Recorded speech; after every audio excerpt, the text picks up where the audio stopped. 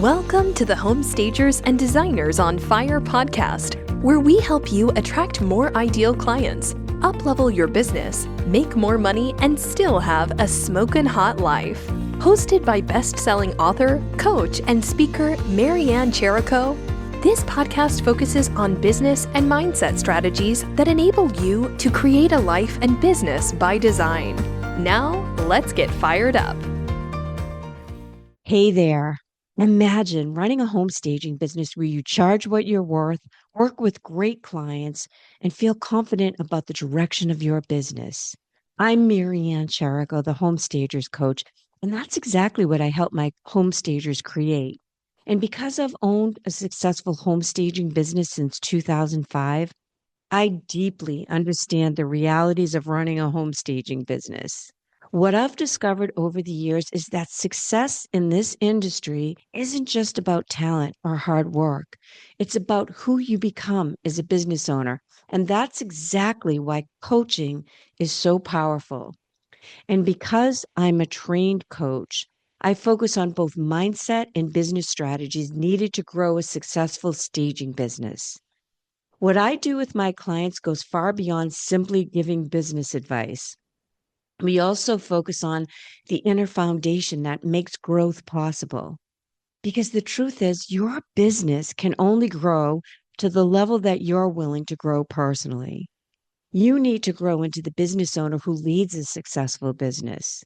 When that inner shift happens, everything else begins to change. For my clients, they start charging what they're worth, often doubling their income within a short amount of time. They stop saying yes to clients who drain their energy. They begin making decisions from confidence rather than fear. And their businesses become not only more profitable, but also way more enjoyable to run. When people ask how I define coaching, I like to say this: coaching is a powerful partnership that supports you in becoming the best version of yourself, the one your next level staging business requires. It helps you see what you can't see on your own, shift the patterns that are holding you back, and step into someone who runs your business with clarity and confidence.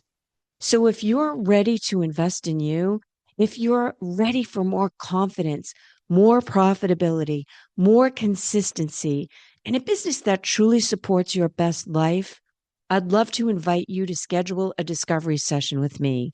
In that session, we'll talk about where you are in your business, where you want to go, and whether one of my coaching programs is a good fit for you.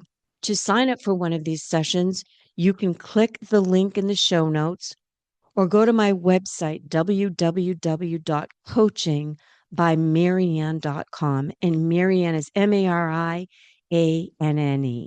Heidi Gammarano is the founder of House of Heidi, a boutique home staging and interior design company based in North County, San Diego. And she believes if your home isn't staged, you're leaving money on the table. Known for her bold, lifestyle driven approach, Heidi designs spaces that don't just look good, they make buyers feel something. And in real estate, that emotional connection is what drives offers, competition, and ultimately higher sales prices. Blending design with sharp marketing strategy, she partners with agents and homeowners to transform listings into standout, scroll stopping homes that demand attention.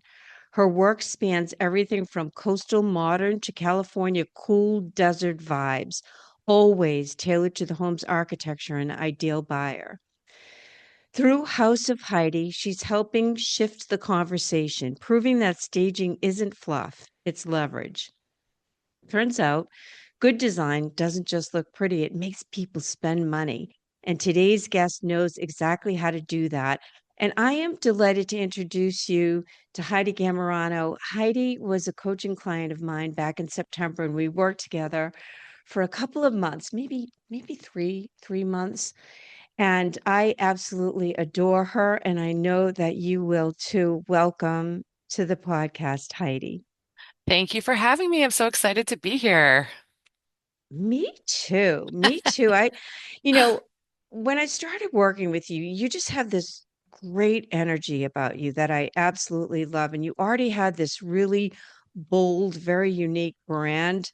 And I also loved that. And you're what every creative, talented, smart home stager should be. And I'm really excited to share your journey with you because I have seen a transition in what you've done. We worked on a lot of things together. One of the things that you were struggling with in September and wanted coaching on was pricing. hmm And we're going to talk about other things, but how has that changed since we started working together?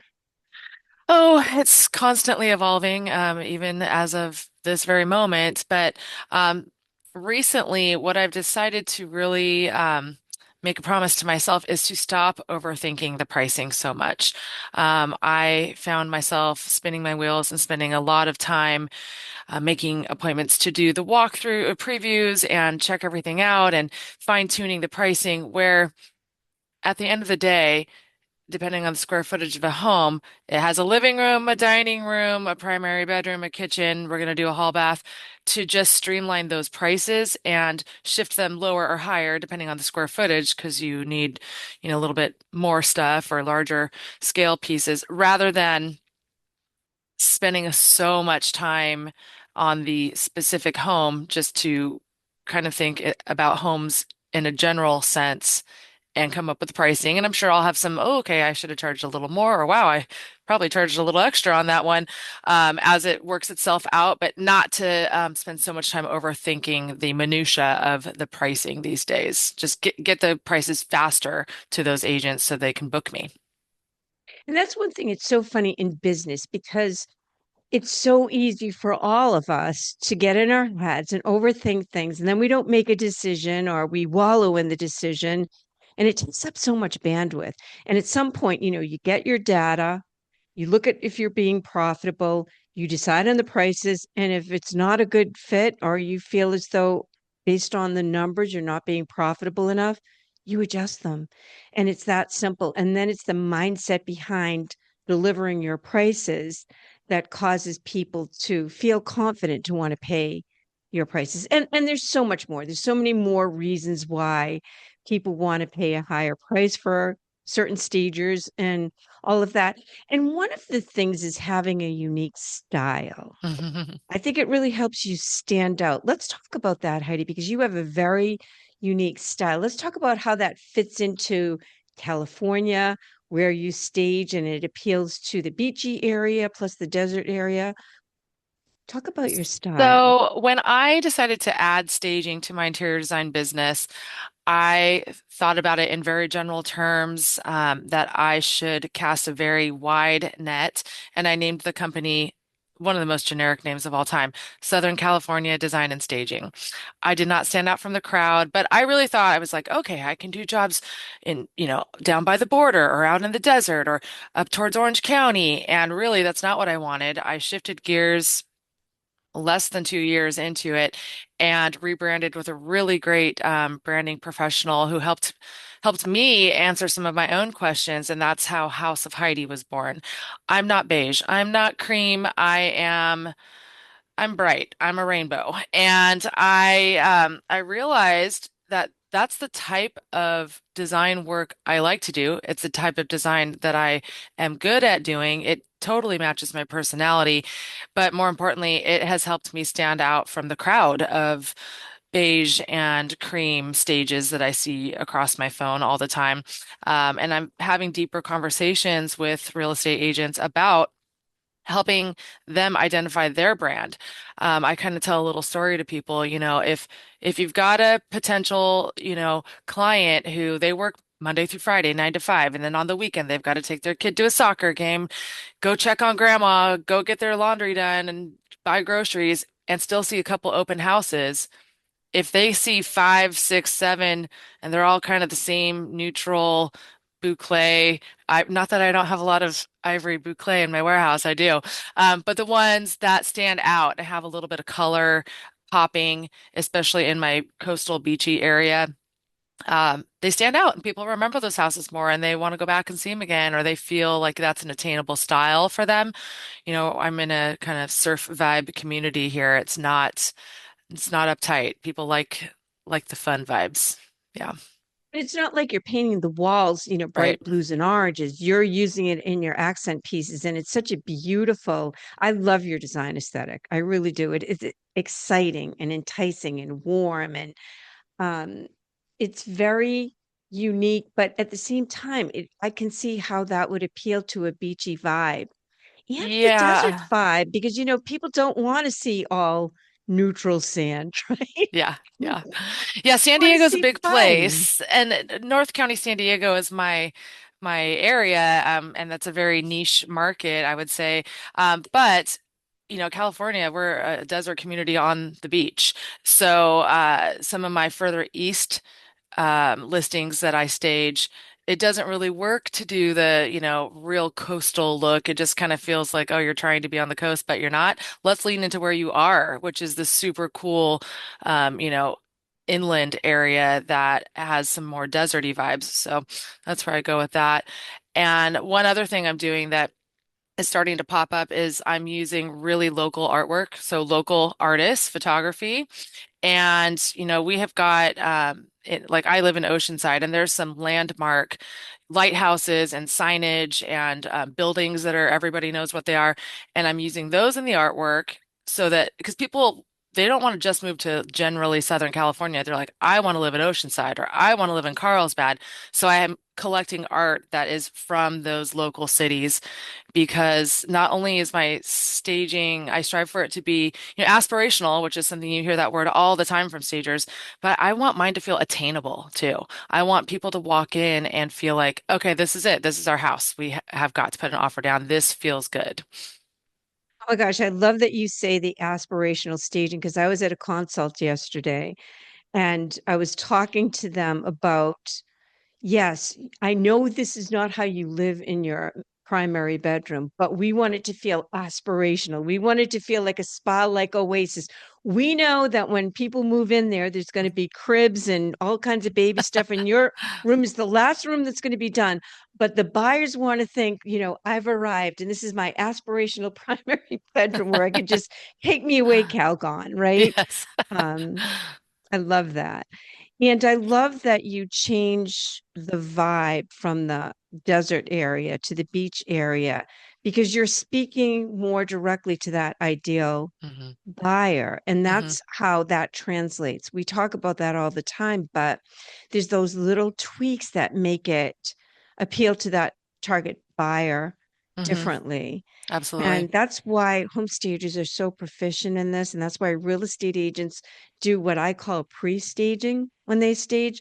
Yeah. But stagers get marketing and packaging a home in a completely different level. That's our Yeah. sweet spot. Yep. Absolutely. Agreed. So one of the other things we talked about when we started working together was you were going to start streamlining your inventory, and you were struggling with taking on debt to purchase a warehouse. Can you tell the listeners what's changed since then? Because a lot has happened. Well, I'm happy to hear you say that because I feel like not enough has changed yet, but you have your own perspective, and I love hearing it because sometimes, as we've said, I get in my own head and think, oh, I haven't done enough yet.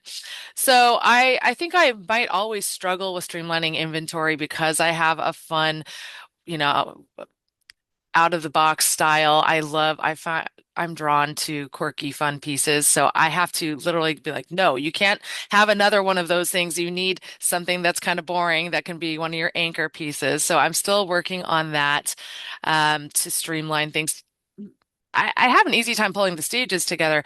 The hard part is behind the scenes that I feel like I have a little bit of work to do to get some more anchor pieces in to allow those fun pieces to stand out.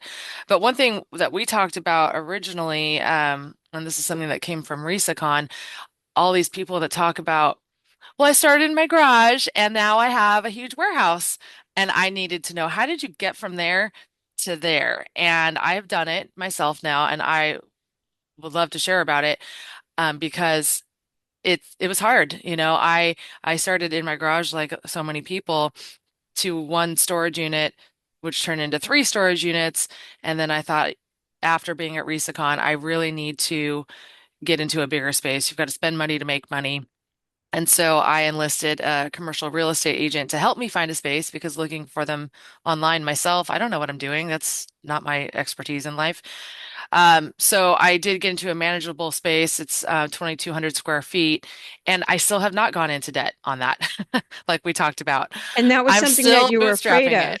Hmm. Yeah, and I guess I still am because I haven't. But I'm bootstrapping it and paying for the needs of the business through booking business instead of taking on loans and debt. I might change that in the next year or two and, try to take a bigger slice of the pie, which would need, a little bit of debt leveraged. But right now I'm still coming out of pocket and paying for things by booking the actual business, which feels good to me, feels comfortable. So, one of the things you struggled with was finding a warehouse, and you wanted a warehouse that had very specific criteria. Yeah. Can you talk about that and how you found that particular warehouse? So I value my free time and my downtime in life. And I hate the idea of spending so much time in my car commuting and driving. So I really wanted a warehouse that was within 15 to 20 minutes of my home. And this place is actually 10 minutes from my home. I wanted office space in the front because I do host little events here, networking events for the most part, like a Galentine's party we had here and a vision board party. But I want to be able to bring clients or realtors in and have meetings and have it look super cute. And as of now, I'm already hosting a women's networking group bi-monthly here. So it was important for me for it to be more than just a warehouse. I wanted like a grown-up office space. So I've got that. And I find that when realtors come to my little events, they walk in the lobby. They're like, wow, oh my, it sets the tone for what they can expect out of me if they don't already know my style from my Instagram because it's fun. The walls are, a deep teal. I've got fun, crazy artwork. Everyone is like, this is so cute. And I change it, here and there. Sometimes I have to steal the furniture to take it to staging and put something else there. But it gives me a space to come and work and get things done. Because I found that sitting at home in my little home office space, I was also making food for tonight and getting some laundry done, and I feel much more productive when I'm in my office. So, that was a big change for you because you were nervous about taking on debt, which you haven't done, which is pretty cool. Um, but it was a big leap for you to go from the storage units to the Huge. warehouse. Yeah, it was huge. And when I was at RisaCon, that was just something I was like, tell me more. How did you go from one storage unit to a 20,000 square foot warehouse? Like, what were the steps in between? So, st I'm a boutique, hands-on, high touch, small. I mean, I literally named the company House of Heidi. They want Mhm. Heidi to show up when that's the name. So I don't anticipate needing ever a 20,000 square foot. I'm not trying to run that kind of business. I'm running a smaller boutique business. So, getting to this spot it's been, life-changing for me. It's great. Another thing that you did that was a huge move, huge, was you started hiring.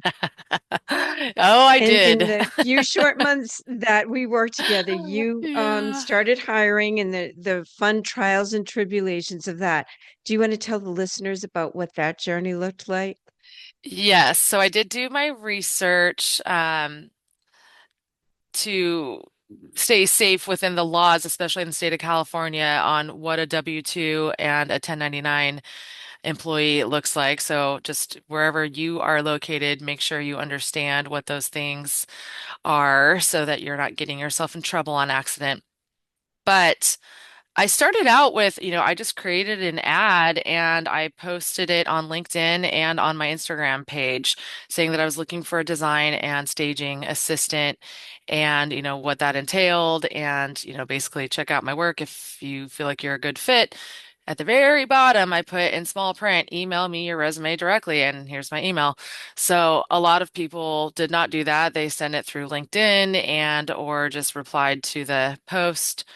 And so it took that helped me find the people that knew how to follow directions, and they actually read the whole thing. And at the bottom, they found my email address and sent me the email directly. So that that was one just eye opener on how many people were just shooting off replies. So I'm like, okay, I already weeded out. They weeded themselves out by not even reading the whole thing. So that's great. I know if it were me looking for a job like this, I would scrub the internet looking for the contact person's phone number and email somewhere, just to try and put myself at the top of that pile. So that was interesting.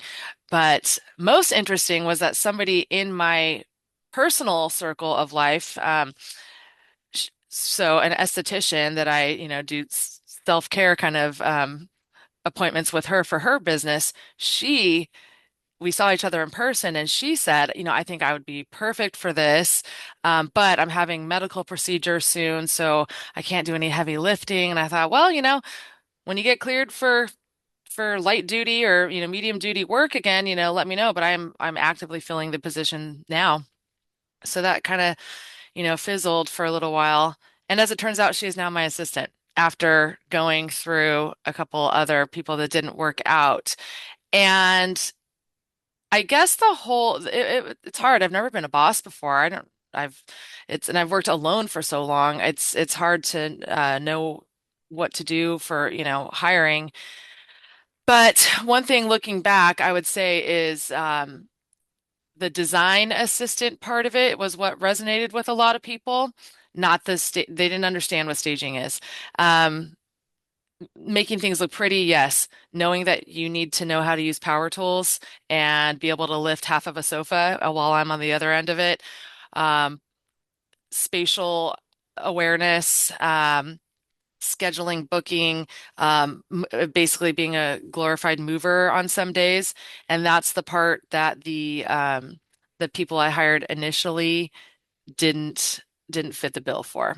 It's not a job where you're on your laptop coming up with Canva files and reports and onboarding um, stuff. It's not that kind of a job. It's a hands-on job. And so I found through three trials and tribulations that the third one stuck because she does have the same kind of outlook on things as me.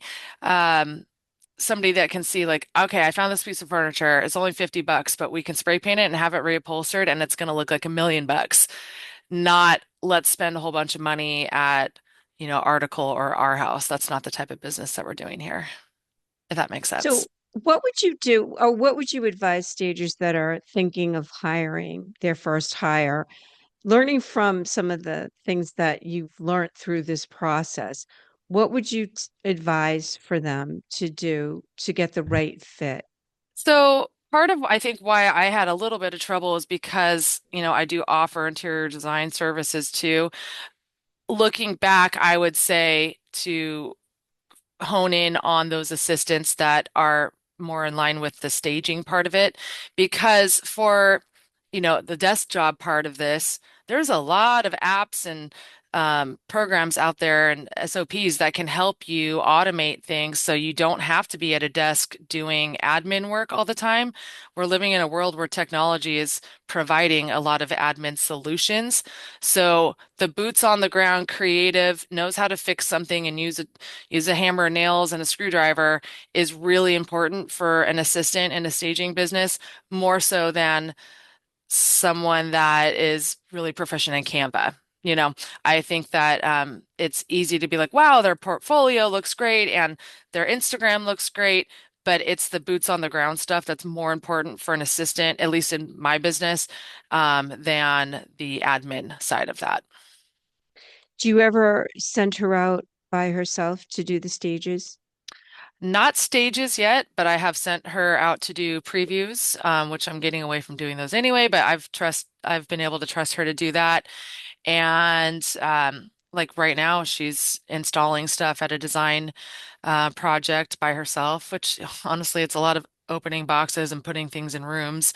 It's not um, anything I wouldn't think that she could do. So, but yeah, and she's done D stages without me, of course, too, because that's just packing and moving. But So with all these shifts within a few months, you rented a warehouse, you did it all over, you're having functions, you've hired different people, one that really worked out.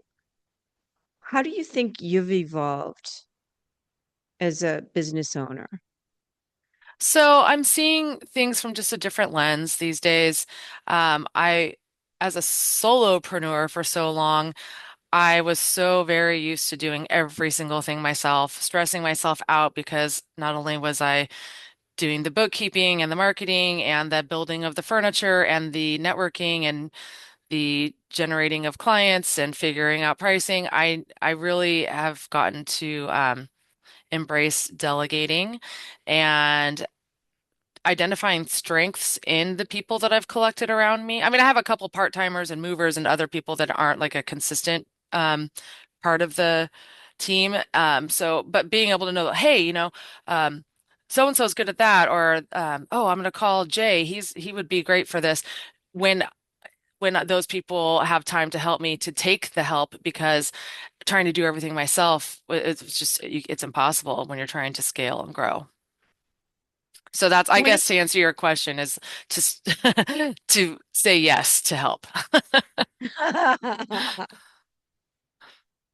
You're not feeling as though you have to micromanage it all.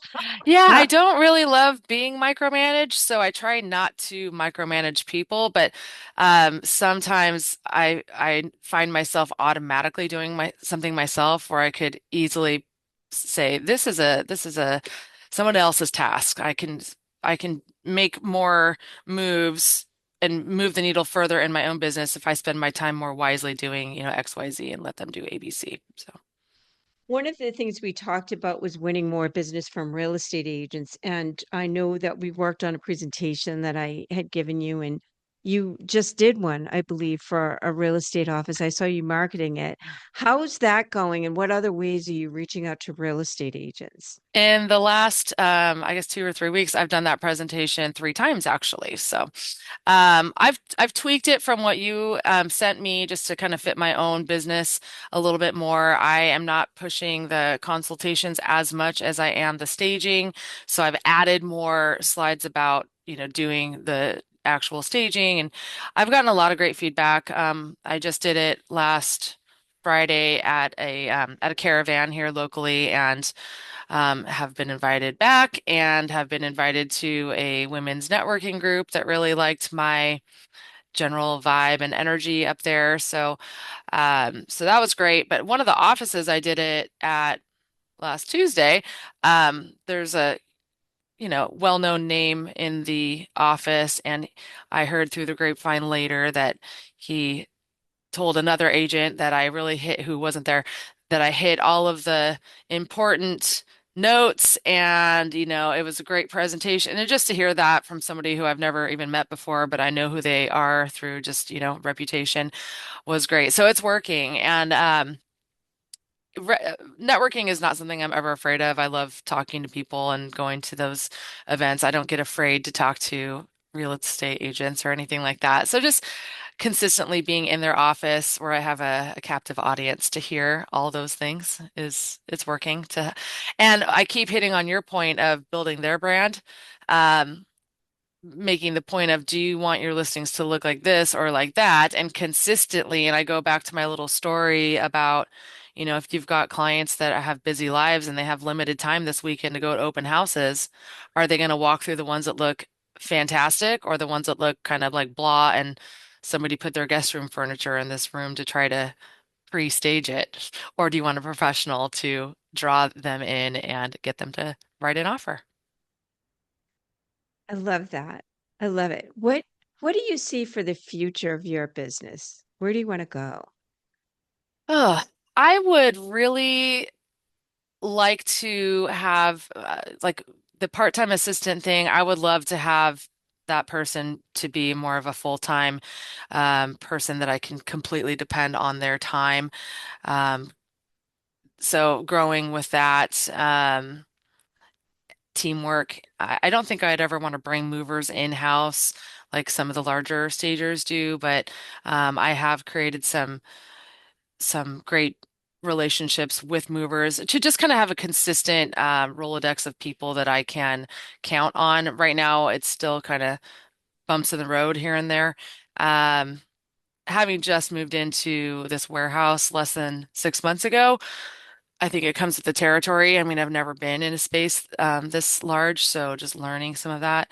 Um, Honestly, the my suite mate, he told me on the down low he might be moving out. So in a perfect world, if the timing was right, I would love to take over my next door neighbor's space and just cut a door in between the two spaces, and double my size.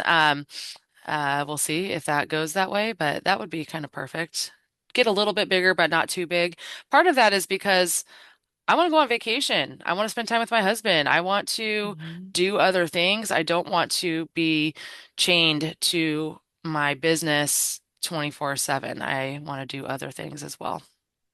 Yeah, and you should. I mean, I think your business should support the life that you want. That's something that I talk about all the time, and everybody has different aspirations of what they want to do and at different phases of their life. Yeah. So I think that's great. Is there any last question? Is there anything that you would recommend to a new stager starting out, having been through a lot of the different things that you've been through growing your business? I would recommend that you take a little time to reflect on what's your special sauce? What makes you different? Because there's a lot of, the sea of beige out there. There's tons of stagers that have that look. I mean, I'm lucky to be in an industry where there's a ton of talent out there, but there's a lot of similar looks.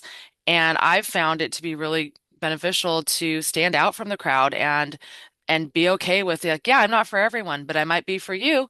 Mhm. And to say, yeah, no, I do color. If you don't like color, then you probably don't want to hire me. And to be okay with that. I mean, think about how many real estate agents there are out there. There can't only be one stager. There has to be a lot of us that provide different vibes. And so I think that is the most important thing is to think about what you want your business to look like before you start spending money on making it look that way. Like I said, I changed the name of my business and my whole branding look, a year and a half after I created that first look. So to think about that and to also think about what available hours you really have in a day to do everything yourself and start compiling a list of, okay, I would like a part-time assistant to help me with A, B, and C. I don't want to move, I can't move a couch by myself. I need to find a moving company that's reliable and just start building those relationships early because the panic buying, the panic scrambling, I need somebody to help me today is not a way to live your life. It'll give you anxiety and all kinds of problems. So Yes, yes. Well, I can't thank you enough for being here. I am so glad that we did this. I put being on a podcast on my vision board this year, and now I've done it. So thank you. And I'm so glad it was mine. Well, you were my only choice, really, because we work together so well. And thank you for your coaching that you provided to me. Like you said, I started with a list of things I wanted to do, and I've done them. So I really attribute a lot of me moving things forward to working with you and taking your sage advice and expertise because you're the best. Oh, thank you so much. Well, you did the work. You are like an ideal client for me, honestly. So I love to thank hear it. you. This episode of the Home Stagers and Designers on Fire podcast has ended. Be sure to subscribe for more strategies on how to attract your ideal clients, uplevel your business, make more money, and still have a smokin' hot life. And don't forget to review this show so that we can continue to bring you top-notch content. See you on the next episode.